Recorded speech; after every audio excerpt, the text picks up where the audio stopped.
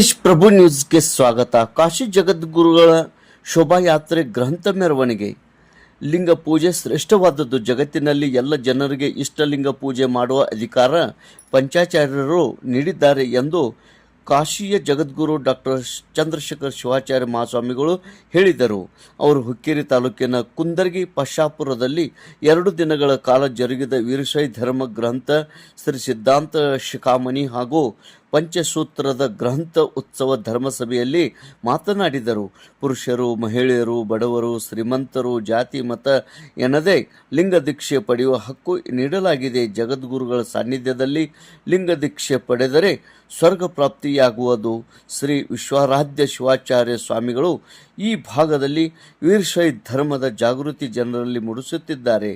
ಸುಂದರವಾದ ಸುಸಜ್ಜಿತ ಮಠ ಕಟ್ಟಿದ್ದಾರೆ. ಭಕ್ತರ ಸಹಾಯ ಸಹಕಾರ ಇದ್ದರೆ ಮಠಗಳ ಬೆಳವಣಿಗೆಯಾಗುವು ಎಂದು ಹೇಳಿದರು. ಅಂಬಿಕಾನಗರದ ಡಾಕ್ಟರ್ ಶ್ರೀ ಈಶ್ವರ್ ಪಂಡಿತಾರಾಧ್ಯ ಶಿವಾಚಾರ್ಯ ಸ್ವಾಮಿಗಳು ಮಾತನಾಡಿ, ಜಗತ್ತಿನಲ್ಲಿ ಉತ್ತಮ ಕಾರ್ಯ ಮಾಡುವ ಮನೋಭಾವನೆ ಇರಬೇಕು, ಗುರುವಿನ ಕೃಪೆ ಸಂಪಾದನೆ ಮಾಡಿಕೊಳ್ಳಬೇಕು ಎಂದು ಹೇಳಿದರು.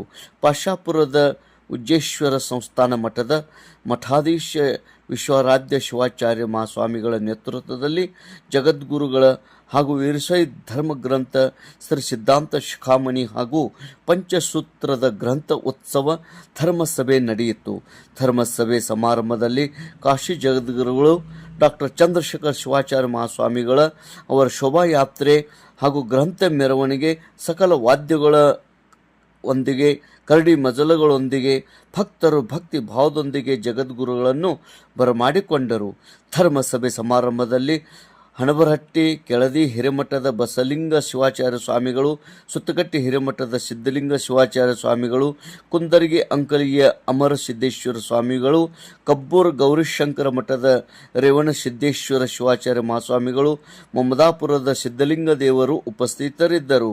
ಲಿಂಗ ದೀಕ್ಷೆ ಕಾಶಿ ಜಗದ್ಗುರುಗಳ ಇಷ್ಟಲಿಂಗ ಮಹಾಪೂಜೆ ಜರುಗಿತು.